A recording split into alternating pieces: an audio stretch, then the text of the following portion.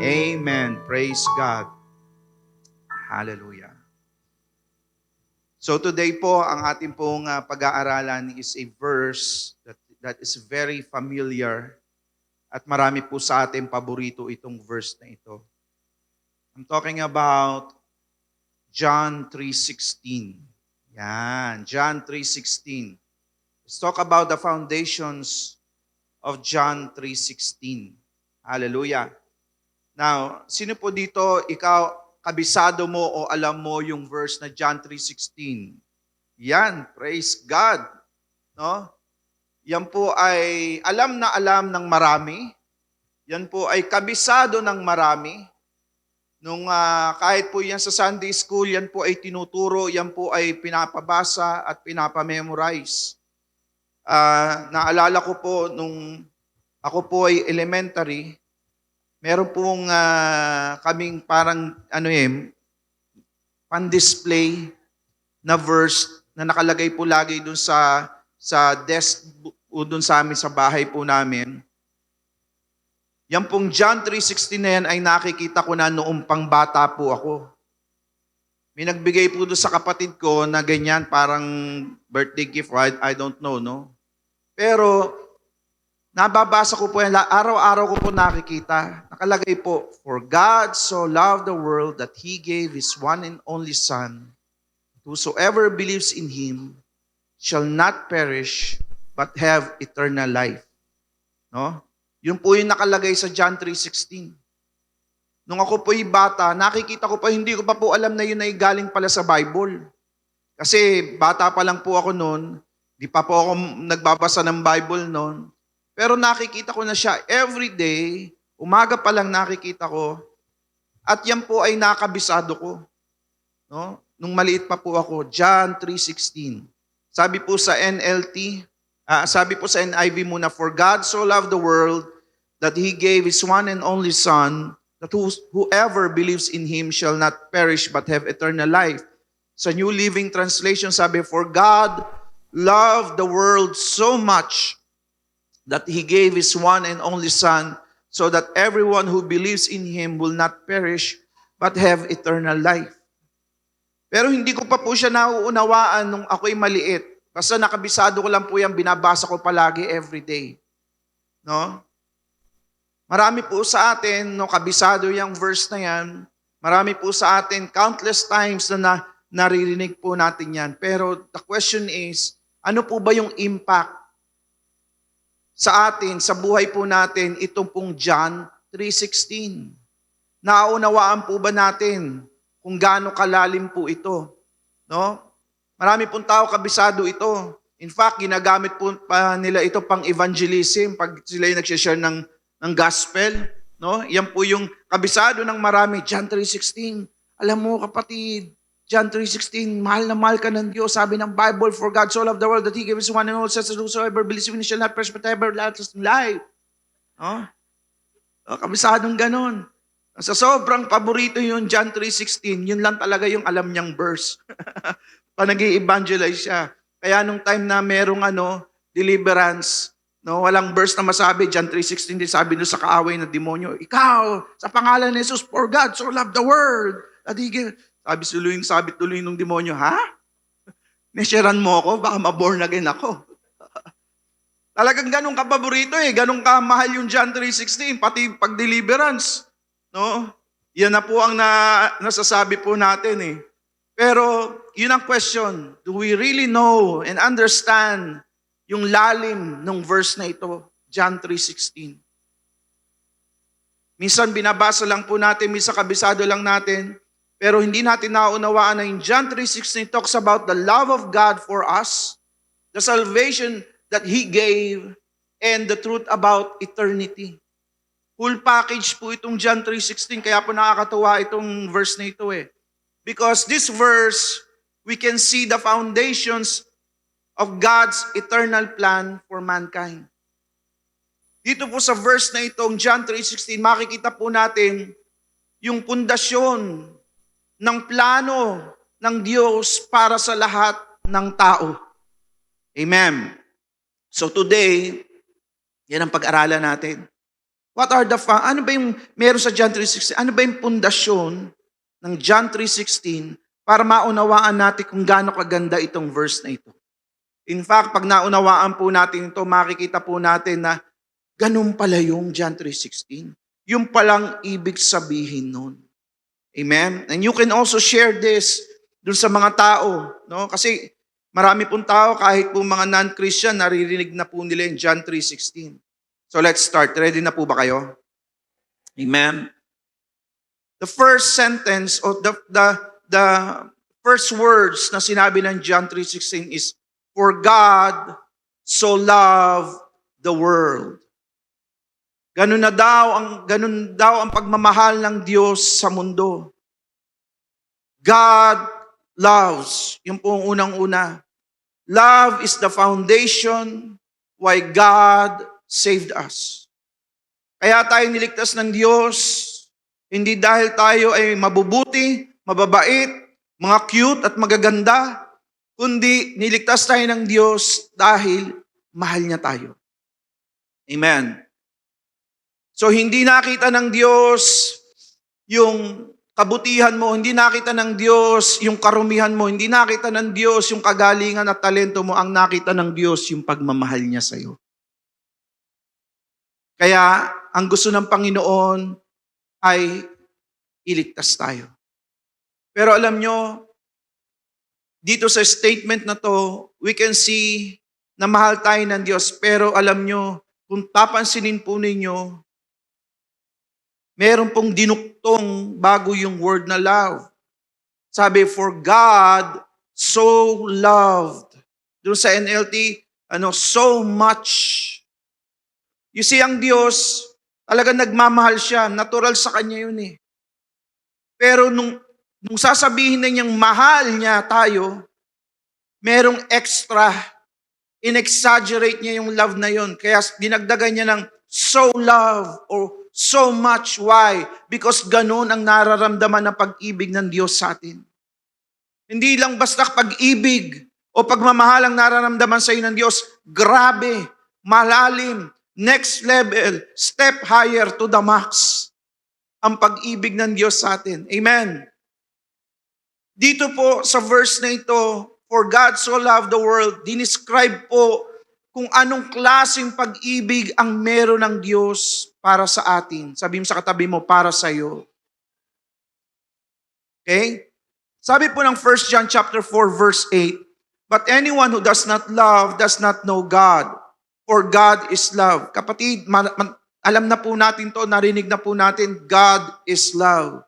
No? Alam po natin na God is love, He is the author of love, He is the source of love, the origin of love, no? At love is part of His attribute. Part ng pagiging Diyos po ang love. Pero gusto ko po maunawaan po ninyo na yung pag-ibig, pagdating po sa atin, pag-ibig ng Diyos is different. Kakaiba yung pag-ibig ng Diyos pagdating pagtao ng pag-uusapan. No? Ang pag-ibig ng Diyos ay talagang mas malalim. In love ang Diyos sa atin. Sabi mo sa katabi mo, in love ang Diyos sa iyo. Kapani-paniwala ba yun? Sasabihin natin, talaga bang in love si Lord sa akin? Yes. In love si Lord sa iyo. Pwede nating gamitin yung kataga na sinasabing, crazy for you. mga 90s dyan at mga 80s dyan, alam niyo yun. No? Baliw na baliw si Lord pagdating sa atin. Yung kanyang pag-ibig sa atin, excessive love na, hindi na normal. Subukan mo na ba magmahal ng hindi normal? No? Subukan niyo na po man magmahal ng hindi normal? Yung parang baliw na baliw ka na, di mo na alam ginagawa mo. No? Pero alam niyo, sasabihin ko po sa inyo, kung ikaw nasubukan mo na yung magmahal, yung talagang sobrang baliw na baliw ka, yung sobrang crazy in love ka na, no? Listen, no? Pag yung tao na yan, na mahal mo, talagang lahat ibinigay mo na, langit at lupa, no? Ibinigay mo na sa kanya, pero isang araw mahuli mo na may kasamang iba. Oh, Di ba mahal na mahal mo? Siya yung iniisip mo araw-araw, pero nung isang beses nakita mo nasa Starbucks, may kasama, umiinom ng kape, naghahampasan. Ganon. Tapos biglang hinawakan yung kamay, ikaw naman, para kang kandilang natunaw nung nakita mo. Diba? So ano mangyayari? Yung pag-ibig mo ngayon, nasabi mo, ayoko na sa kanya. No? Siya ay salawahan. No? Sinaktan niya ang puso ko. No? Kaya kahit mahal na mahal mo yung taong yon, pero pag may nagawang mali sa'yo, nagbabago yung pag-ibig. Diba? Nawawala, nauubos, at umaayaw. Pero kapatid, sasabihin ko sa iyo, hindi ganun yung pag-ibig ng Diyos sa atin. Kapatid, ilang beses na tayo naging salawahan sa Diyos. Ilang beses na natin ipinagpalit ang Diyos sa mga wala pang kakwenta-kwentang bagay. Ilang beses natin tinalikuran ng Diyos. Ilang beses tayong nakipaghampasan pa sa kaaway. Nahulog sa kasalanan. Pero alam mo, hindi tinalikuran ng Diyos yung pag-ibig niya para sa atin. Kahit ano, ito nga totoo sa araw-araw ng buhay natin ilang beses natin pinagtaksilan ng Diyos dahil sa kasalanan. Pero kapatid, ang Diyos ni hindi nabawasan yung pag-ibig niya sa atin, ni hindi nagbago yung pag-ibig niya sa atin. Amen? Ganun ma-in love si Lord. Amen? Hindi katulad ng pag-ibig natin. Kahit tayo na in love, pero pag mayroong nangyaring hindi maganda, at mayroong third party, nako, nagbabago, nababawasan, pero ang Diyos hindi. Amen?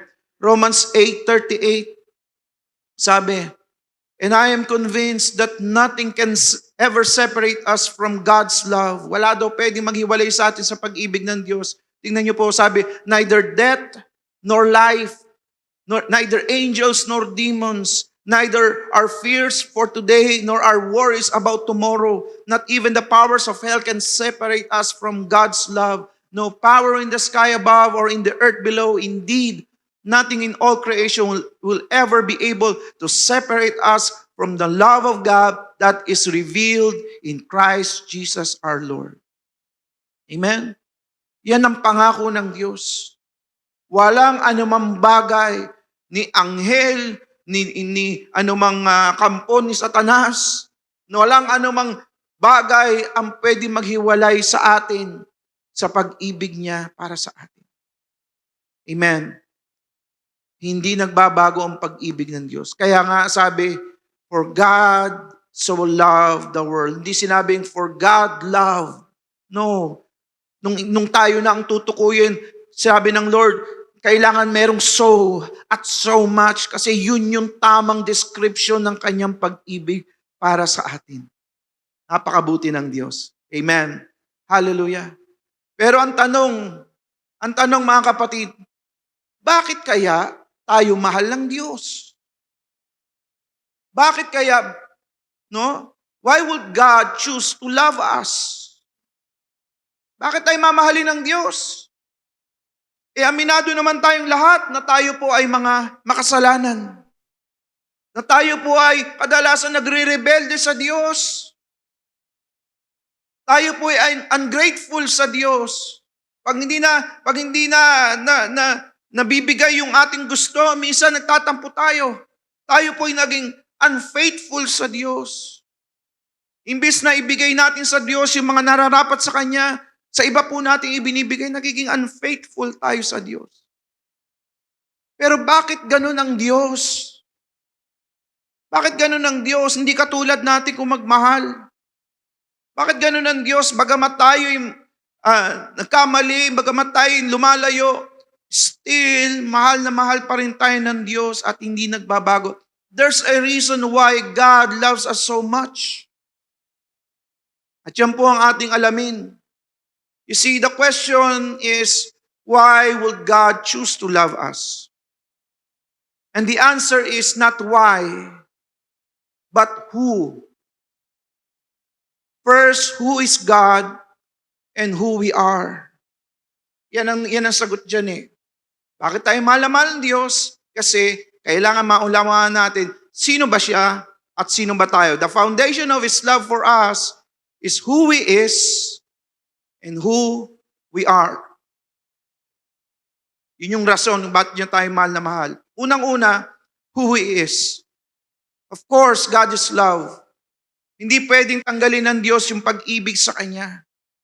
Okay? He is the author of love. He is love. He is God. He is more than capable to love. Okay? You see, God loves all His creations. Mahal ng Diyos yung lahat ng Kanyang nilikha. In fact, pag binasa niyo in Genesis, ang comment ng Lord, pag siya kumilikha, it was good. No? Yun ang sinasabi ng Lord, it was good. Pero you see, there's something different on the 6th day. Yung ika-6 na araw, kapatid, yan po ay isang araw na kung saan ay very special to God. Why? Because yun yung time na i-create ng Diyos ang tao. Yun yung time na i-create ng Diyos ang tao on the 6th day. God created man. Listen, ito yung pagka-create ng Diyos. God created man in His own image and in His likeness. Okay? Formed the man using His hands. Diba? Sabi, God formed the man gamit yung alabok, no? From the dust of the ground, and He breathed in him the breath of life. Listen, that's who we are. In all of God's creations, kapatid, human beings is the only creation that is patterned before God. Tao lang, ang ginimitan ng Diyos na pattern na kung saan ginamit niya sa kanyang sarili. We are created in the image and in the likeness. Kapatid, pag ikaw tiningnan mo pag kayo namasyal, nature, nakita mo yung magagandang bundok, no? Kung kayo napunta ng bandang Laguna, no? Makita mo yung magagandang bundok, talagang green na green, ikaw sasabihin mo, wow, hallelujah, ang ganda. Pag nakita mo yung kalangitan, nakita mo yung ulap, no, sasabihin mo, wow, hallelujah, ang ganda. Nakita mo yung dagat, sabihin mo, wow, ang ganda. Nakita mo yung mga bituin, no, sasabihin mo, ang ganda. No?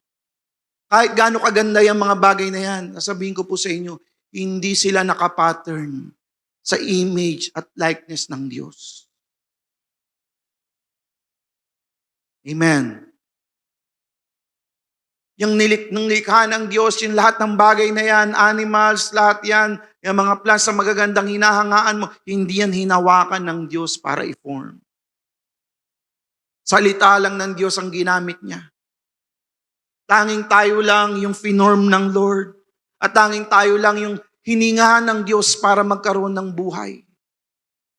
Not even the angels, kapatid. The angels na kagaganda, ang gaganda ng boses, ang lalakas, no, lumilipad. Pag nakita mo, talagang mamamangha ka. Not even the angels, they are not patterned in the image and in the likeness of God. Hello? Kahit gaano sila makapangyarihan, kagaganda. Tayo lang. Sabi mo sa katabi mo, ikaw lang. Tayo lang ang pinattern ng Diyos sa kanyang sarili. And that is who we are before God. Kaya sabi ng Panginoon, kaya mahal na mahal tayo ng Diyos eh. Why? Because every time God will look at us, nakikita niya yung sarili niya. Amen. Dahil nakita niya, inilagay niya yung sarili niya sa atin. Hallelujah. Wala siyang pwedeng gawin kundi mahalin tayo. Why? Kasi tayo lang yung ganun. Tayo lang yung nilikha niya ng ganun. Amen. Hallelujah. That's why His love for us is extra special. We are so loved by God. He loves us because there is a part of Him that is in us. Amen. Hallelujah. Kaya po mga kapatid, Yan po yung original design. Yan po yung talagang pagkakagawa at pagkakalikha sa tao. Tayo pong lahat, merong si Lord, no, ginamit niya, ipinattern niya yung tayo po ipinattern niya sa kanya, no. That is why when we receive Jesus Christ, nung tinanggap mo si Jesus, ang agenda talaga ng Diyos sa bawat isa, unang-una, i-restore tayo. Restoration. Sabihin po natin lahat, restoration. Kasi nung nagkasala yung tao, nasira eh. Nasira yung image and yung likeness ng Diyos. Bakit? Kasi ang Diyos wala siyang kasalanan. Amen? E nung nagkasala yung tao, nasira yung image at yung likeness. Kaya ito mo, nangyari tuloy kay Adam and Eve. Ano na unang nakita nila? Yung sarili nila, hubad sila. Kaya sabi ng Lord, sino nagsabi sa inyong hubad kayo? Why? Nasira kasi yung image eh. Saka yung likeness. No? Kaya ang unang ginagawa ng Lord, pag ikaw na born again, ikaw naging Christian, ang agenda ng Diyos sa buhay mo, i-restore yung image at likeness, yung original. Amen? Kaya yan ang gusto ng Diyos, mabago tayo. Kaya pag tinanggap mo si Jesus, ang agenda niya, new life. Sabihin po natin lahat, new life. Kaya ang gusto ng Diyos, magkaroon tayo ng bagong buhay. Bagong buhay. Kaya wag ho kayong magugulat kung tayo po ay inaayos at itinatama, kinokorek ng Diyos kasi gusto ng Lord magkaroon ng bagong buhay kasi may restoration na ginagawa ang Diyos. Amen? Ang agenda ng Diyos sa mga Kristiyano, holiness and righteousness. Sabihin po natin lahat, holiness and righteousness. Because sabi ng Bible, no? For He is holy, therefore we must also be holy. No, sabi ng Lord, be holy, for I am holy. Kapatid, that's not a suggestion, that's not an option. No, that is restoring you to the original form or original intent of God. Why? Kasi God is holy. Naunawaan nyo? Hindi sinabi ng Lord, be holy, basta lang. No, sabi niya, be holy because I am holy. Bakit sasabihin ng Diyos yun? Kasi you're created in the image and in the likeness of God. Amen? That's why dapat open ka doon. That's why dapat alam mo na, nga, Lord, holiness and righteousness is part na ilalagay mo sa akin. Amen? Ang agenda ng Diyos sa buhay ng isang Kristiyano is Christ-likeness. Sabihin po natin lahat, Christ-likeness. Katulad, kawangis ni Kristo. Yan po ang gusto ng Panginoon. That is who we are in the first place. That's our design in nature before sin entered man. Yan po talaga ang original na intent ng Diyos. Na meron tayong buhay na maayos, holiness, righteousness, Christ-likeness. That's why si Lord, pag nakilala mo, gusto niya i-restore, itama, iayos. Gusto ng Diyos, meron kang bagong buhay. Amen? At kaya, mga kapatid, don't say or even think that you can never change. Wag mong sabihin, wag mong isipin na hindi ka magbabago. Pag ikaw ay nakakilala sa Panginoon, kapatid, magbabago ka. Amen? Don't say or even think na new life is hard. Yung bagong buhay, nako, hirap yan. Mahirap yan. Hindi ko ata kaya yan. Yung new life, nako. Siguro, paunti-unti, pero ang hirap niyan, pastor. No.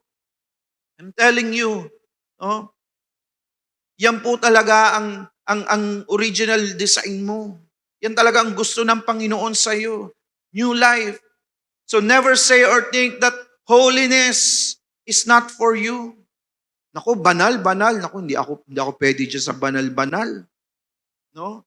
Pang pastor lang yan. Pang mga missionary lang yan. Mga leaders at workers lang yan, pero ako, ordinary member lang ako, kaya hindi ako pwede sa banal-banal. Kapatid, pag ikaw nakakilala sa Panginoon, kailangan, no? Yan ay tanggap mo, no? It is for you. Amen? Don't say or think that Christ likeness is impossible.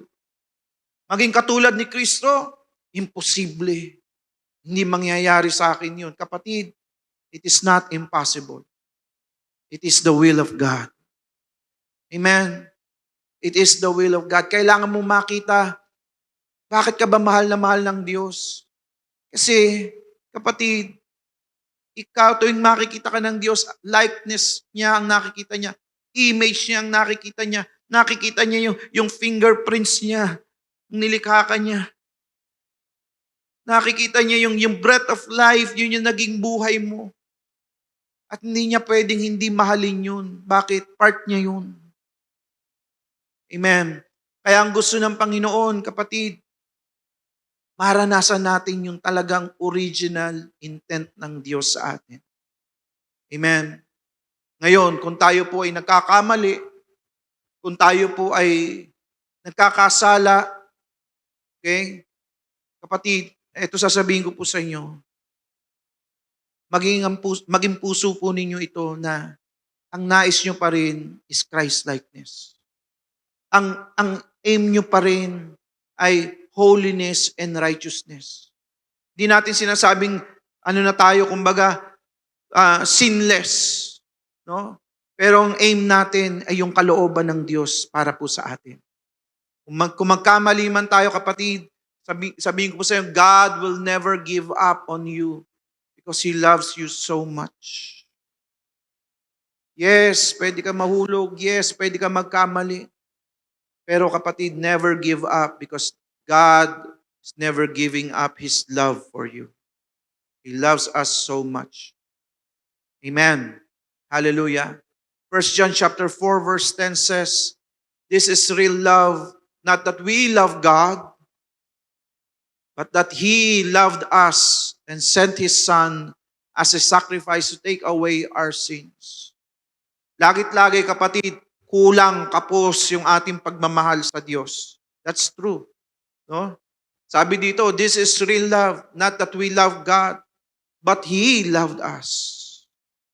Kasi yung love natin hindi perfect, pero yung love ng Diyos para sa atin, perfect. Kaya doon tayo sa love ng Diyos. Doon tayo sa love ng Diyos. Hallelujah. The second words o sentence na sinabi, for God so loved the world, sumunod is, that He gave His one and only Son. So naunawaan po natin why God so loved us. It's because we are created in His image and in His likeness. That's why He loved us so much. Hindi niya pwedeng talikuran yung sarili niya. Second is, He gave His one and only Son. Dito po makikita po natin that God demonstrated His love by giving. God expressed His love to us by giving His one and only Son, which is Jesus. Binigay po ng Diyos si Jesus, yan po ang kanyang expression ng kanyang pag-ibig sa atin. It is the best expression, listen, that is the best expression na pwedeng ipakita ng Diyos para po sa atin, para ipakita ng Diyos yung kanyang pag-ibig niya. Amen. By giving His one and only Son. But the question is, bakit si Jesus? Bakit si Jesus? Bakit hindi na lang ipinapako ng Diyos isa po sa kanyang mga propeta na mas kilala kaysa kay Jesus? No? Halimbawa, sila Elijah, sila Moses, si Abraham. No? Kasi yun ang kilala eh. No? Pag si Abraham, kilala ng mga Hudyo. Si Abraham, kilala din ng mga Muslim yan. No? Bakit hindi si Moses? Kilalang kilala yun. Bakit hindi na lang yun ang ipinako? Bakit hindi na lang isa sa mga hari? Halimbawa si King David. No, kilalang hari din yan. O kaya, isa sa mga anghel. Siguro kung anghel yung binigay sa atin pang tubos, baka marami pang naniwala talaga na tao eh. Bakit? Isipin mo, angel yun eh. Pag nakita ng mga tao, wow, angel to, ang tindi. Kasi hanggang ngayon, maraming tao hindi naniniwala kay Jesus. Pag kayo nagpunta ng Israel, marami doon di naniniwala kay Jesus. Galing na si Jesus doon ha. Para sa kanila, si Jesus ay tao lang. No? Yung mga Muslims, ganun din. Para sa kanila, si Jesus ay tao lang. Si Jesus ay isa sa mga propeta. Marami pong tao ang hindi naniniwala kay Jesus. Pero kung anghel yun, o isang sa mga patriarch, no? Baka lahat ng Muslim naniwala eh. No? Sa salvation ng Diyos. Baka lahat ng mga Hudyo naniwala. Kasi patriarch yun, si Abraham yun, si Moses yun eh. O kaya anghel. No? Pero bakit si Jesus? Bakit si Jesus ang ibinigay? Ayaw nga paniwalaan ng mga Pharisees, mga kababayan niya, ayaw paniwalaan siya ay anak ng Diyos. Babatuhin pa nga siya eh. Nung nagkiklaim siya ay anak ng Diyos. Para sa kanila, blasphemy yun. Pero bakit si Jesus? The answer is because God has a purpose and God has a plan kung bakit si Jesus. Okay? Galatians 3:26 says, ito ang purpose at plan ng Diyos. For you are all children of God through faith in Christ Jesus. Listen, bakit si Jesus? Because God's plan is that man will not just be His creation, but His children. Ang plano kasi ng Diyos at desire ng Diyos na tayo na nilikha in His image and in His likeness that He loves, ay hindi lang tayo maging masterpiece ng Kanyang creation. Ang gusto at plano ng Diyos ay tayo ay maging anak. Amen. Tayo po ay maging anak. Ang plano po ng Diyos, ang ating maging relasyon sa Diyos ay hindi creator-creation, kundi ang gusto ng Diyos na relasyon is father and children. Sons and daughters. Amen? Kaya kailangan si Jesus. Because ang proseso para tayo maging anak, kailangan bumaba si Jesus, magkatawan tao, His one and only Son, must die for us. Kailangan siya ang pumalit doon sa krus. Kung hindi, tayo ang ipapako sa krus. Bawat isa sa ating mga kasalanan, kailangan tayo parusahan. Pero hindi, sabi ng Diyos, yung kaisa-isa kong anak si Jesus ang ipapako sa krus para sa lahat ng tao to pay for our sins, to redeem us from the curse of sin. Yun po ang process. So that through His death, new sons and daughters will be born for Him. Pag namatay si Jesus para sa atin, bagong mga anak ang maipapanganak para po sa Kanya. You see, why Jesus ang kailangan ibigay sa atin? Because, listen, it is a son or a son. Kung gusto ng Diyos ng anak, ano ang kailangan ibigay? Anak din. Amen. God wants a harvest of children. Tayo. God wants a harvest of children, so He planted His one and only seed, si Jesus. Itinanim niya yon so that through the death of Jesus, maraming lalabas na mga anak, magbubunga ng mga anak. Sabi mo sa katabi mo, ikaw yun. Amen? Tayo yun. Kaya nga sabi, no?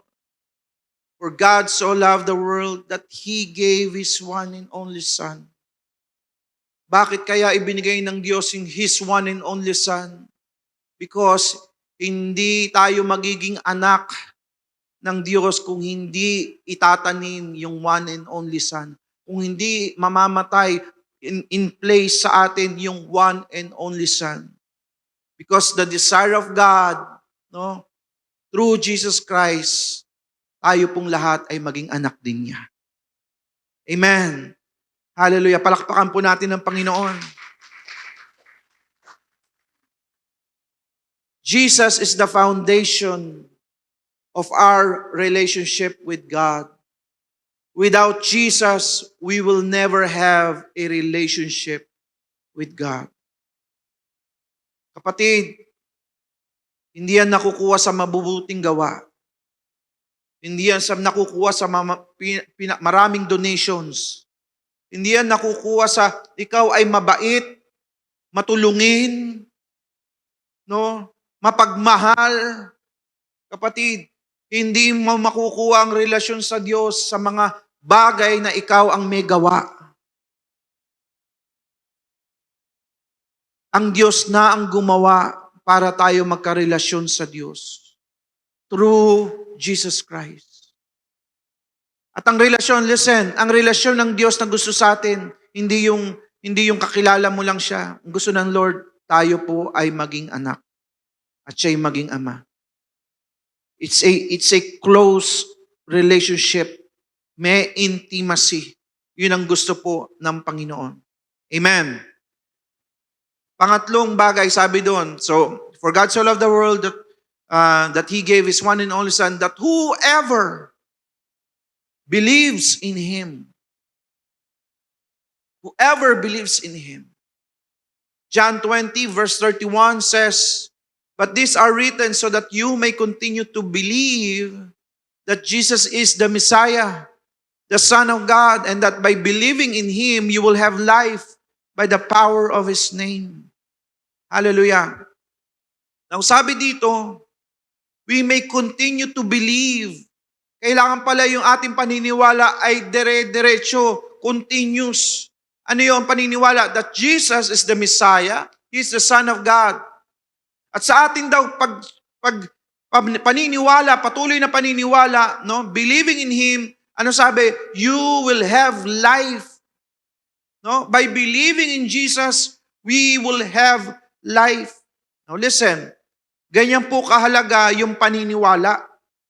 That is why in John 3:16, sabi doon, "For God so loved the world that He gave His one and only Son, that whosoever believes." Mahalaga po yung paniniwala. Bakit? Listen. Kasi pag ikaw, kahit gaano kaganda nung sinasabing, "For God so loved the world that you are created in His image and in His likeness," at gusto ng Lord, ikaw ay maging katulad niya, kawangis niya, ganun kanya kamahal, at ibinigay niya si Jesus bilang tagatubos mo at para ikaw ay maging anak. Kapatid, kung wala kang paniniwala, lahat ng iyon kwento lang. Kung wala kang paniniwala, lahat ng iyon ay sermon lang. Hindi mo tatanggapin. That's why, nilagay din sa John 3:16, yung believe. Kailangan may belief. John 20 verse 29. Then Jesus told him, "Because you have seen me, you have believed. Blessed are those who have not seen and yet have believed." Ito pong verse na to, ito po yung rebuke ni Jesus kay Thomas. Si Thomas kasi ayaw maniwala na buhay si Jesus. Kala niya ay si Jesus ay patay na, no? Pero nung nagpakita si Jesus doon sa ibang disciples, ayaw maniwala ni Thomas, kaya nagpakita si Jesus kay Thomas. Sabi ni Jesus kay Thomas, "Eto, hipuin mo yung sugat ko sa kamay. Yung butas ng aking kamay. Hipuin mo din yung tagiliran ko." No? Tapos sinabi ni Jesus, "Because you have seen me," dahil nakita mo ko, kaya ka naniwala. "Blessed are those who have not seen me yet have believed." Mas pinagpala daw yung mga naniniwala kahit hindi nakita. At tayo yun. Amen. Hindi naman natin nakita si Jesus personal. Ama? And yet, here we are. Sama-sama tayo, lahat tayo believer. Lahat tayo naniniwala kay Kristo. That's why we are more blessed. Amen? We are more blessed. Sabi mo sa katabi mo, you are blessed. We are blessed because we believe even though we have not seen Him. This shows the kind of belief that we should possess. Ito dapat merong klase ng belief tayo. Anong klase? A belief that is not just based on what we see, not just on the natural ways, but most importantly in the supernatural way or the spiritual way. Listen, tayo pong mga mananampalataya ngayon, dapat yung ating paniniwala ay hindi nakabase lang doon sa nahahawakan, nakikita, nape-perceive. Dapat ang ating paniniwala is more than the natural, it's in the supernatural, it's in the spiritual. Amen? Ganyan yung paniniwala na gusto ng Diyos na meron tayo. Why? Kasi pag tayo, babase tayo doon sa mga nakikita, nahahawakan, para tayong si Thomas. Para tayong si Thomas na kung saan ayaw maniwala doon sa sinasabi ng kanyang mga kapwa-disciples, doon sa mensahe ng kanyang kapwa-disciples. Sabi niya, kailangan mahawakan ko muna, saka ako maniniwala. So ano nangyari sa kanya? Na-rebuke siya. Why? Kasi pagdating sa Diyos, kapatid, kailangan hindi dapat nakikita mo, hindi dapat nahahawakan mo. Kailangan maniwala ka. Amen? Manampalataya ka. You see, there are many things about God na hindi natin maunawaan. There are many words of God na mahirap tanggapin. Hard to fathom and hard to understand. Pag ikaw, isisik mo si Lord, kikilalanin mo ang Diyos. Pag ikaw, babasahin mo yung kanyang salita, kapatid, kakamot ulo ka. Bakit? Kasi marami kang mababasa, maraming ipapakita sa iyo ng Diyos na hindi mo makalculate sa isip mo. Hindi mo mag-grasp ng iyong pag-unawa. Hello? Bakit ba ako mamahalin ng Diyos? Bakit ba kailangan mamatay si Jesus para sa akin, etc., etc.? Ang dami mong ano. Hindi kayo mabuti. We don't need to see or comprehend first before believing. Hindi mo kailangan makita muna. Hindi mo kailangan maunawaan muna bago ka maniwala. Listen, marami kasi sa ating ganyan. To see is to believe. Marami sa atin muna kailangan ipapaliwanag muna sa kanya bago siya maniwala, kapatid. Listen. Pag alam mo, ang mindset dapat natin should be that if it's from God and it is the Word of God, we should just believe. Amen? And God will give you understanding in His time. Kasi alam nyo, mayroong mga bagay talaga na hindi i-explain sa iyo ng Diyos. Meron kang mga bagay na pagdadaanan sa buhay mo, sasabihin mo, bakit? Ang dami mong question, Lord, bakit? Pero, Lord, bakit ganito? Bakit ganyan? No? Pero alam nyo, hindi yan sasagutin ng Diyos. Why? Kasi gusto ng Diyos, dumaan ka muna dun sa proseso. At pagkatapos mo dun sa proseso, doon mo mas mauunawaan, kaya pala. Kasi itong totoo, marami pong tao kahit sabihin ng Diyos sa kanya, ganito kasi yan, ganyan nga yan, hindi niya maintindihan yun. Alam ng Diyos yun, kung ano yung capacity mo. Alam ng Diyos kung ano yung mga bagay na kaya mong tanggapin o hindi. Kaya sasabihin ng Diyos, daan ka na lang sa process. Daan ka na lang doon sa process. At doon sa huli, doon mo maunawaan, oo nga, tama nga si Lord. Amen. Kaya pag merong mga bagay na hindi mo maunawaan, hindi mo maintindihan, hindi mo matanggap, pero alam mo, galing sa Diyos. Alam mo, yan ang salita ng Diyos. Magtiwala ka lang, manampalataya ka. Paniwalaan mo yung salita ng Diyos. In the end, mauunawaan mo din. Magegets mo din. Yes, Lord. Amen? Minsan ganyan talaga eh. Hindi talaga i-reveal sa'yo ng Diyos lahat-lahat eh. Para, alam nyo, may mga tao din na ganyan, pag ni-reveal na sa kanya lahat-lahat, wala na. No? Mayabang na, o kaya, no, ayaw ng sumunod, o ayaw ng kumilos. Pero pag yan, tao na yan, no, hindi ibibigay ng Diyos at magtitiwala lang sa Diyos, doon magiging mas malalim yung meaning. Amen? Doon magiging mas malalim yung kahulugan ng mga bagay na yun. You see, belief is the foundation of our faith in God. Yung paniniwala, okay, yan ang pundasyon ng ating pananampalataya. Listen, kahit basahin mo yung Bible, from Genesis to Revelation, kung hindi mo paniniwalaan yung sinasabi ng Bible, wala kayang pananampalataya sa iyo. Amen? Kasi yung pananampalataya, kailangan niya ng paniniwala. The things that we believe and accept from God determines the level of our faith. Kapatid, yung mga bagay na tinatanggap mo sa Diyos, yung mga bagay na pinapaniwalaan mo sa Diyos, yun na nagdi-determine ng level ng pananampalataya mo. Pag meron kang nabasa, may tinuro sa iyo ang Diyos, pero ayaw mong tanggapin, then, baliwala sa iyo yun. Hindi mo pwedeng i-apply sa buhay mo yun. Why? No? Kasi ayaw mong paniwalaan eh. Ayaw mong tanggapin. Pero yung mga bagay na tinanggap mo, yung mga bagay na pinaniwalaan mo sa Diyos, yun lang yung level ng faith mo. Amen. Kaya nga tinuturo natin mga kapatid, pag alam mong sa Diyos, paniwalaan mo lang. So that your faith will increase. Kasi maraming taong ganyan eh. Ayaw maniwala hanggat di nakikita. Ayaw maniwala hanggat di i-explain. Ayaw maniwala pag hindi nahawakan, just like Thomas. Pero hindi lalago ang pananampalataya mo pag ganun yung ating pamamaraan. Pagdating sa Diyos, kapatid, maniwala lang tayo. Amen? Mauunawaan natin yan. Yan ay magiging pananampalataya natin in the end. Hallelujah. Everything starts on what we believe and accept.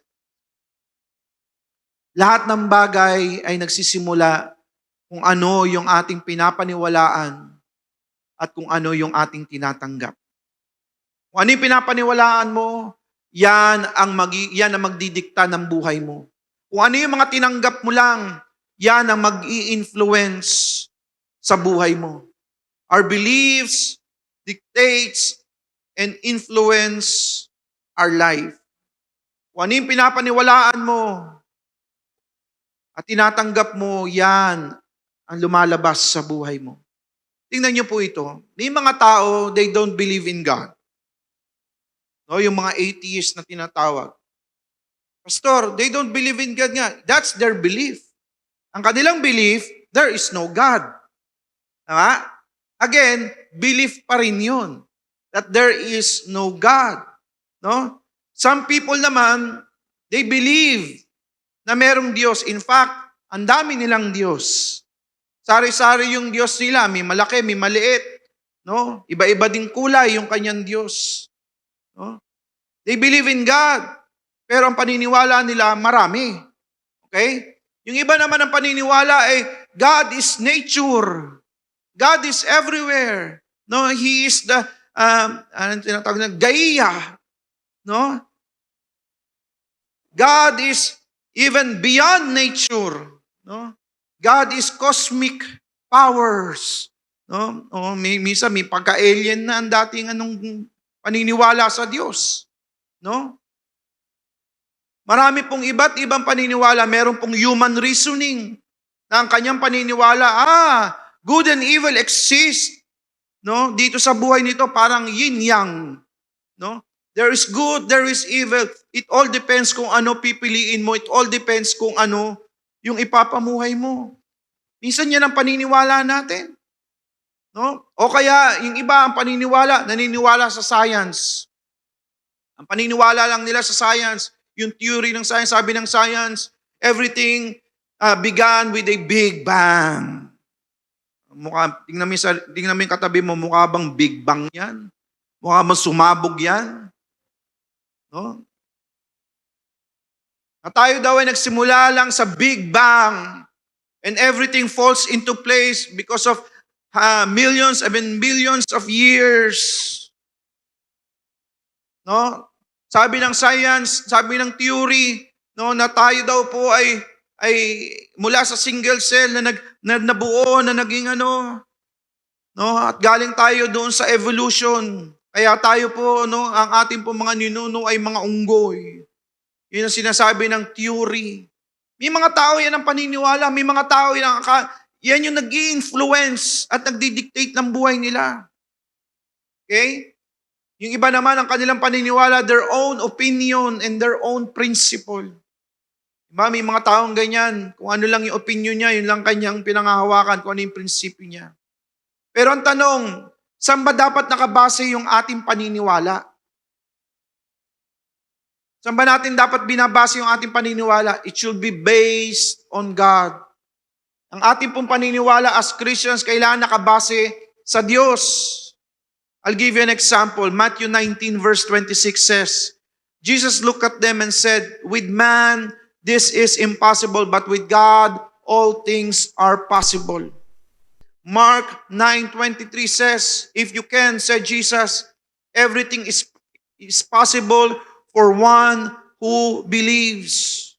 Listen, kailangan yung ating paniniwala ay nakabase sa Diyos lang. See, we may not understand or comprehend everything, but because God says so, kailangan natin maniwala. You see, hindi mo makikita yung impossible maging possible if we won't believe God. Amen? The only way para iyan makita mo, kasi sabi ng Bible, no, sa atin, imposible. Pero sa Diyos, walang imposible. Amen? At pag tayo daw, no, ay naniwala sa Kanya, everything is possible.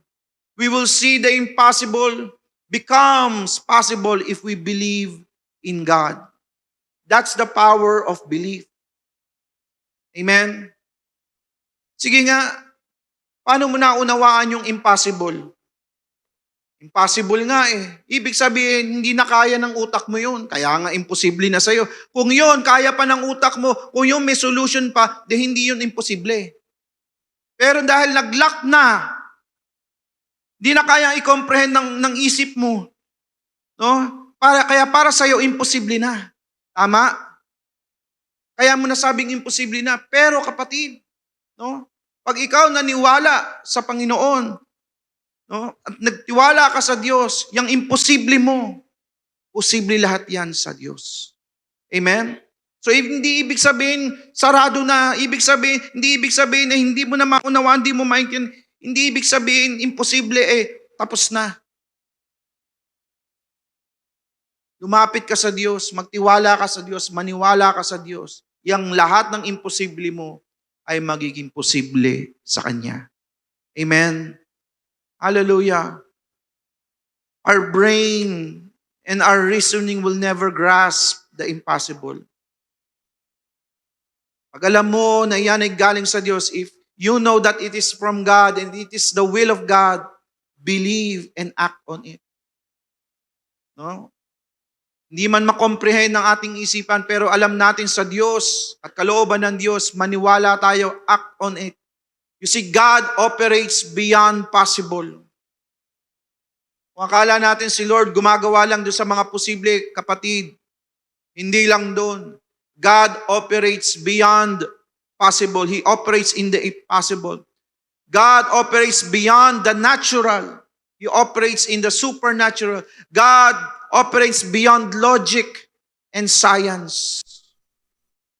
Hindi po, ang Diyos po natin, hindi po siya nakakahon ng logic, ng science, at ng natural, at ng mga imposible. Amen. Nothing is impossible with God. Kaya ano po dapat natin gawin? Believe. Sabi mo sa katabi mo, believe. No? And the last, sentence na nakalagay doon sa John 3:16. God so loved the world that He gave His one and only Son, that whosoever believes in Him, should not perish, but have eternal life. Ecclesiastes 3:11, let's talk about eternal life. And He has made everything beautiful in His time. He has also set eternity in the human heart, yet no one can fathom what God has done from beginning to end. Kapatid, there is a reality that we should always be reminded of. Ano yung reality na yun? That there is eternity. Minsan, yan ang ating nakakaligtaan sa sobrang sarap ng buhay o kaya sa sobrang hirap ng buhay. Nalilimutan natin na meron palang buhay pagkatapos nito. Medyo minsan kasi nakafocus tayo doon sa buhay natin ngayon. At hindi na natin naiisip na meron pa palang buhay pagkatapos nito. At yan po yung nire-remind ng Diyos sa atin. Kaya God has set eternity in our hearts. Why? Kasi dapat hindi mo makalimutan yun. Na merong eternity na naghihintay sa atin. Ano man yung hirap na pinagdadanasan natin dito sa lupa, kapatid, baliwala yan doon sa eternity na dadanasin po natin. Okay? Eternal life is more important than temporal physical life. Yan ang kailangan natin tatandaan. Yung eternity o eternal life ay mas importante kesa dun sa mga temporary na buhay natin dito sa lupa. Marami pong nabibiktima niyan. Marami pong tao, isinusugal nila yung kanilang kaluluwa para lang pagbigyan at para lang maranasan yung sarap ng buhay dito sa lupa na temporary lang. Huwag nating gagawin yun. Amen. Kapatid, we may do everything to extend our life. Alam niyo, marami po tao sasabihin nila, sarap ang buhay dito. Gawin natin ang lahat para ma-extend natin ang buhay natin. Pero ito ang totoo. We cannot escape the unavoidable eternal life. Kahit ano pa gawin mo, kapatid, lagit-lagi papasok ka dun sa eternal life. Why? Because yun talaga ang mas totoo kesa dun sa physical life natin. Kasi dito, humaba buhay mo, mag-120 ka, mabigyan ka ng gobyerno ng 100,000. No?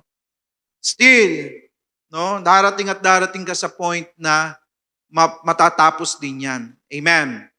Why? Because we are created, listen, we are created for eternity.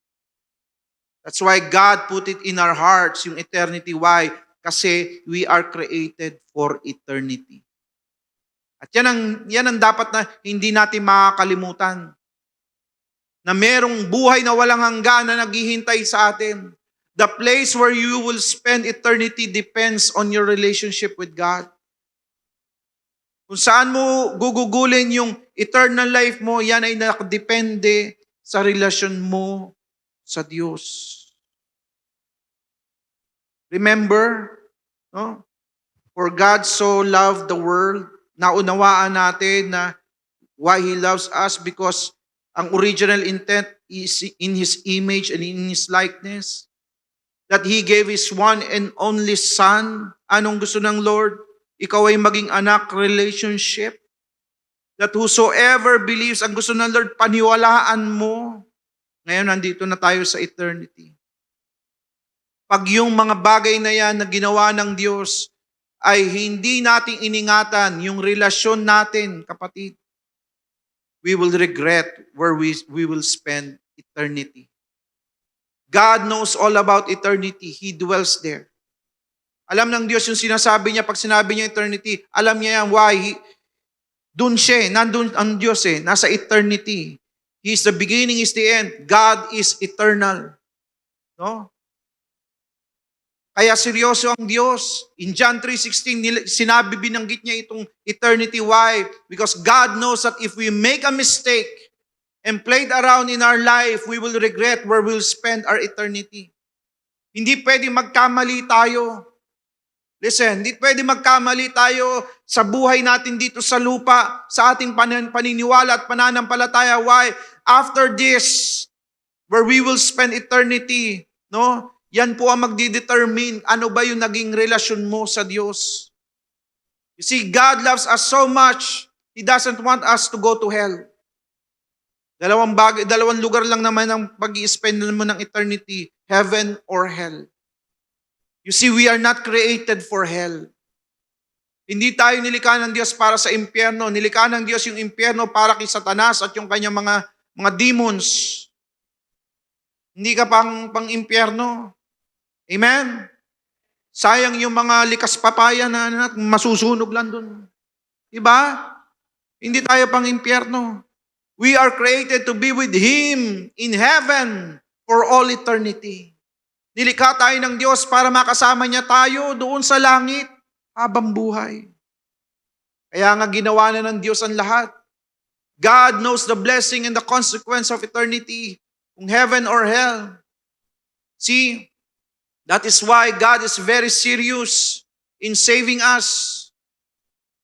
The point na ibinigay niya yung kanyang kaisa-isang anak. See, God doesn't play around with our salvation. Hindi nilaro ng Diyos yung kaligtasan natin. It's a very serious matter pagdating sa Diyos. God doesn't play around with our salvation. Ang kailangan si Jesus para tayo iligtas. Kaya kahit yung kaisa-isa niyang anak ibinigay sa atin because God is very serious pagdating sa eternity. Amen. God doesn't play around with our salvation, so don't play around with your salvation. Hindi nilaro ng Diyos yung kaligtasan natin, kaya wag mo rin laruin yung kaligtasan mo. Sabihin natin sa Diyos, Lord, mahal mo naman ako, di ba? Gagawa lang akong kasalanan ngayong araw na to. Di bale, sabi mo naman, Lord, no, if we confess our sins to you, you are faithful and just to forgive us. Don't play around. Don't play around. Why? Kasi pag ikaw nagkamali at biglang pumasok yung eternity sa buhay mo, there's no turning back. Kaya sabi nga nung kasabihan, nasa huli daw ang pagsisisi. Kaya kung ako sa inyo, unahan nyo na, magsisi na kayo ngayon. Para nasa una ang pagsisisi. No? Nasa huli daw ang pagsisisi. Kaya maraming tao ganyan. Naku, bakit ko ba hindi ako nagseryoso pa? Naku, bakit? But when you make a mistake in your eternal life, there is no undo button. Pag ikaw nagkamali, walang undo button. Ay, undo ko na lang. No. There's no turning back. It is permanent. Amen. That is why sa John 3:16, inihuli niya yun. Why? That's the reason kung bakit mahal tayo ng Diyos, kailangan bigay niya si Jesus, kung kailangan maniwala tayo. Why? Kasi masasayang yung eternity mo, kapatid.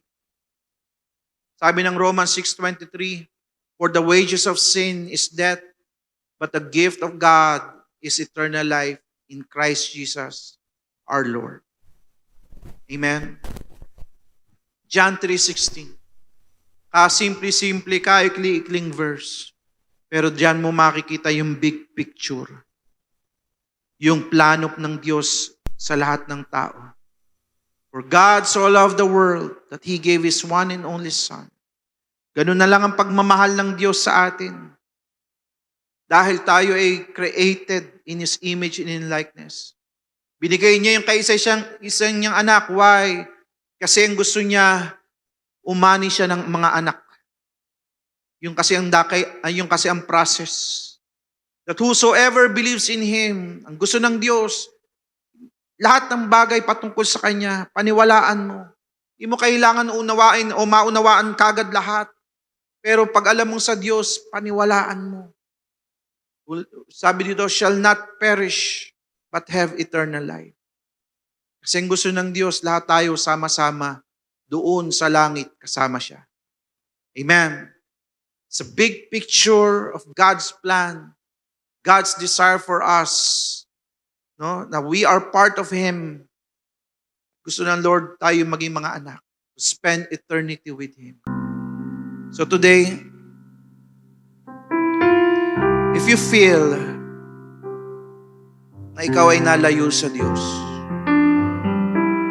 or if you feel na malayo ka na at wala ka pang relasyon sa Diyos, today, I'm inviting you na lumapit uli sa Diyos. Walang tinatakwil ang Diyos, walang nire-reject ang Diyos sa lahat ng tao na lumalapit sa Kanya at nagpapakumbaba. Kung alam mo sa puso mo na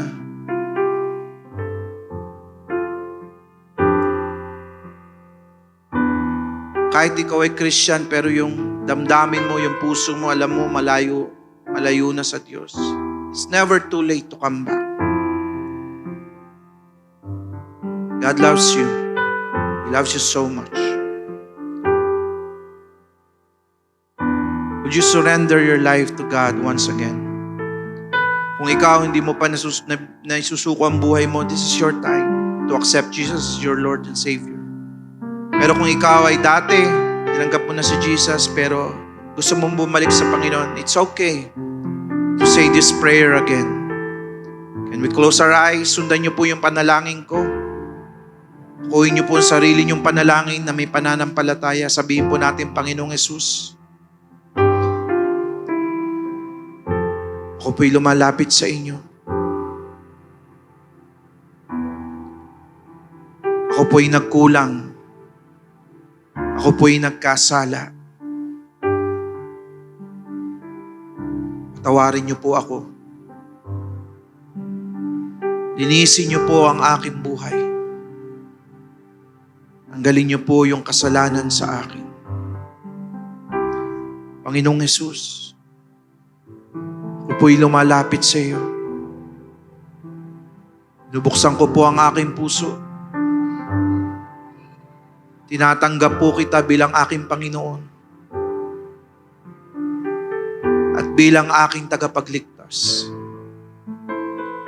Panginoong Jesus, pumasok ka po sa aking puso. Pagharian mo ako.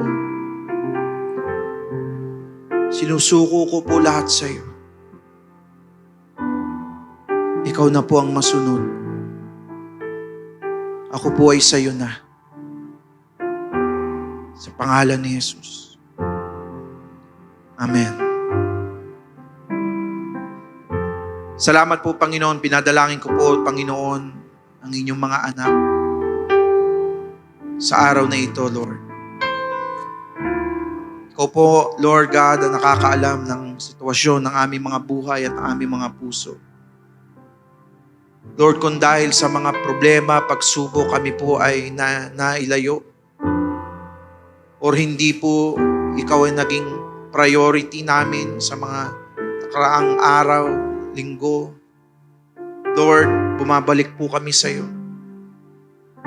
Sa araw pong ito, Panginoon, nakita po namin yung pag-ibig mo sa amin. One verse pa lang, Panginoon, and yet, grabe po pala ang plano mo sa amin. Sobrang pagmamahal mo sa amin, Lord God, dahil nilikha mo kami ayon sa iyong wangis, Panginoon. At ang nais mo, Panginoon, Lord, na kami maging anak mo.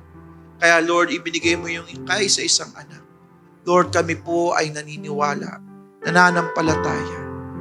At Lord, alam po namin, Panginoon, ang nais mo lang, Panginoon, kami, Panginoon, for all eternity, ay makasama. Lord, salamat po.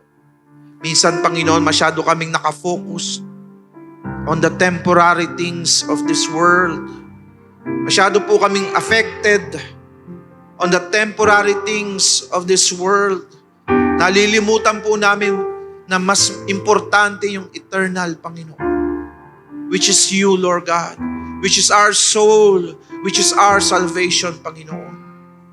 Lord, today, Ikaw na po ang aming focus. Pagharian mo po kami. Binibigay po namin lahat sa iyo, Panginoon. Ikaw po ang masunod. Ikaw po ang gumawa. Yung paraan mo na, O Diyos, hindi na po yung paraan namin. Kaya po, Panginoon, lahat ng ito ay binibigay po namin sa iyo. Salamat po, Panginoon. Salamat po. Lord, I declare victory. Lord, sa bawat isa, I declare, Lord God, encouragement, hope, Panginoon, strength, Lord God, sa bawat isa. I pray, Lord God, and declare, Lord God, that we will see your move, Panginoon, sa aming pamilya, sa aming trabaho, sa aming mga relasyon, Panginoon. We will see, Panginoon, that you are moving and doing things, Panginoon, beyond our expectation, beyond kung ano yung gusto namin, Panginoon. Salamat po, Panginoon. Thank you, Lord God. We honor you. We bless your name, Lord, today. In Jesus' name we pray. Amen, amen. Palakpakan po natin ang Panginoon. Hallelujah. Praise God. Hallelujah. Amen.